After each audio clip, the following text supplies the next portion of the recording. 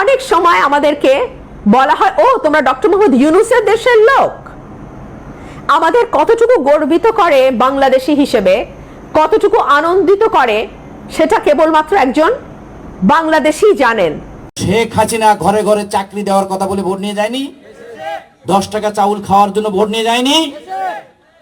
Speaker Shirin Sharmin নোয়াখালীর মানুষ এসে আপনার আমাদের এখানে এসে এমন অভিনয় করলো, সে মনে হচ্ছে যে এইরকম ফেরেশতা আর বাংলাদেশে আর নাই। বাংলাদেশের 3 নম্বর ক্ষমতা এখানে দিয়েছে আওয়ামী লীগের নেতারা, বলে আমরা 3 নম্বর পাওয়ারটা আমাদের পীরগঞ্জে পেয়েছি। সে পাওয়ার নিয়ে আমরা কি পেয়েছি? এই চান্দের বাজারে এই সবাই এখানে 8 নম্বর রায়পুর ইউনিয়নে মেরিন একাডেমি হয়েছে। আপনাদের ইউনিয়নে হয়নি? ভোকেশনাল হয়নি? কয়জনের চাকরি হয়েছে এখানে আপনারা বলেন তো, হাত তুলে একজনের চাকরি হয়েছে না? তাদের ভাই ভাগি, তাদের ছেলে মেয়ে, তাদের মামা ভাগ্নে ভাগ্নিদের যদি চাকরি দিত তাও তো খুশি হইতাম। সেটাও দিতে পারে নাই। এরা কি নিয়ে ব্যস্ত ছিল? এরা ভিজিএফ, টিআর, কাবিখা, এই রাস্তা বালু এইসব দখল নিয়ে ব্যস্ত ছিল। এদিকে স্পিকার ঠিক তার ডিও লেটার দিয়ে তার চাকরি এলাকার লোক নিয়েছে, প্রত্যেক চাকরিতে 50 লাখ, 40 লাখ, 60 লাখ টাকা নিয়েছে। কারণ এখান থেকে যদি আপনার চাকরি দেয় তাহলে টাকাটা নিলে তো তখন আপনারা ফ্লাশ করে দিবেন। ফ্লাশ করে দিতেন না?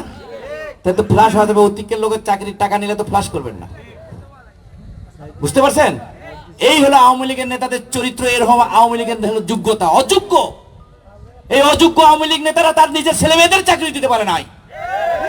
আর পীরগঞ্জের মানুষের এই নেতৃত্ব দিয়ে এই বিভিন্ন প্রতিষ্ঠানে সভাপতি হয়ে এই চাকরির টাকা পয়সা লুটপাট খাওয়ানি তারা ব্যস্ত হয়েছে। এই হতভাগা মানুষ আমরা। আপনারা আমাদের মাথা বিক্রি করে এরা লুটপাট করেছে। এদের একটা সিন্ডিকেট আছে, পীরগঞ্জে একটা সিন্ডিকেট আছে যে আমরা যে কোনো লোককে এমপি বানাতে পারবো, আমাদেরকে 50 কোটি টাকা দিতে হবে, 10 কোটি টাকা দিতে হবে। এসে আপনাদের কাছে সুন্দর সুন্দর পাঞ্জাবি পরে, সুন্দর সুন্দর মসজিদ মাদ্রাসার 2-4-10 টাকা দিয়ে, ওনার মতো ভালো লোক নাই। খালি কোনো রকম আপনার ভোট নেওয়ার পর তারপর টেলিফোন আর ধরবে না। একটা লোক যদি ঢাকায় যায় স্পিকারের সাথে দেখা করতে আসতে কত টাকা খরচ? আমাদের তো এমনিতেই তো আমাদের অসহায় লোক, ওই কাজটা হবে কিনা জানি না। তারপরে ওই স্পিকারের সাথে দেখা সাক্ষাৎ করে আসতে আমাদের 10,000 টাকা খরচ, আর কাজ হবে কিনা তার অনিশ্চয়তা। এইভাবে আমি হিসাব করি প্রায় 200 কোটি টাকা আমাদের লুটপাট হয়ে গেছে। মানে আপনার টাকাটা চলে গেছে ওই বাস ট্রাক এই খাওয়াইতে, হোটেল মেটেল। আর আওয়ামী লীগের নেতাদের এসি রুম ছাড়া ঘুমায় না ভাই। একটা রুম আওয়ামী লীগের লোক না ছাড়া তো স্পিকারের সাথে দেখা করা যাবে না।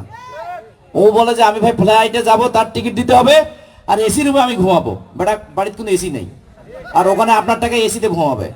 আর স্পিকারের সাথে দেখা করার পর, একবার দেখা করার পর স্পিকার ঠিক আছে দেখবো, এই দেখবো কাজ 6 মাসের কোনো খবর নাই। মানে আপনার পকেট থেকে 20,000 টাকা চলে গেছে। এতে হিসেব করে 200 কোটি টাকা আমাদের পীরগঞ্জ থেকে লুটপাট হয়ে গেছে। এই টাকা আপনার আমার টাকা চলে গেছে, তাদের কোনো দরদ নাই। তাই আমরা আর ভুল করতে চাই না। আমাদের কার প্রতারণা করতে পারবে না সেই সুযোগ আমরা আর দিতে চাই না। এই জন্য কিন্তু এই ছাত্র জনতা রক্তের বিনিময়ে অর্জিত এই পীরগঞ্জ, রংপুর, বাংলাদেশ আর কোনো হায়ানাদের থাবা আমরা মানবো না, মানতে দিব না। এদেরকে চিহ্নিত করতে হবে আপনাদেরকে, আপনাদেরকে তালিকা করতে হবে।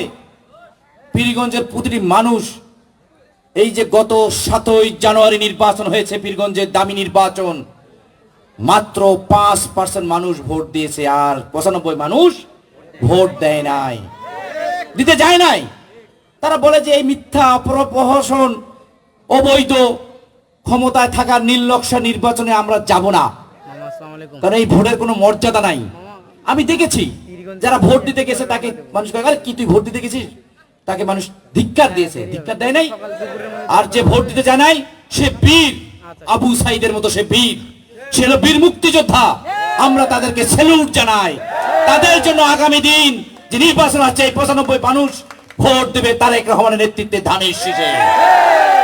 প্রিয় ভাইরা, আমরা সেই মানুষগুলোর প্রতি শ্রদ্ধার সঙ্গে বলতে চাই, তাদের প্রতি শ্রদ্ধা জ্ঞাপন করি।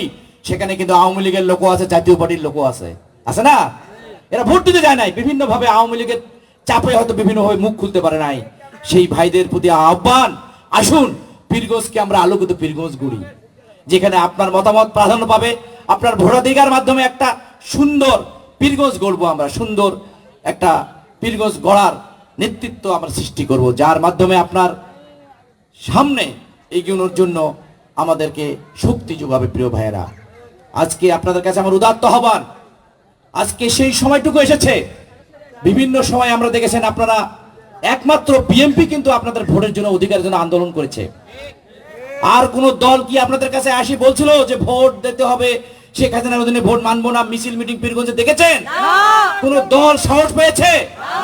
সব নেতারা ওই আওয়ামী লীগের ছাতির তলে চলে গেছে।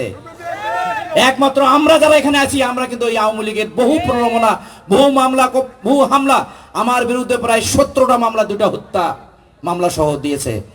দমন করার জন্য আমরা দমি নাই।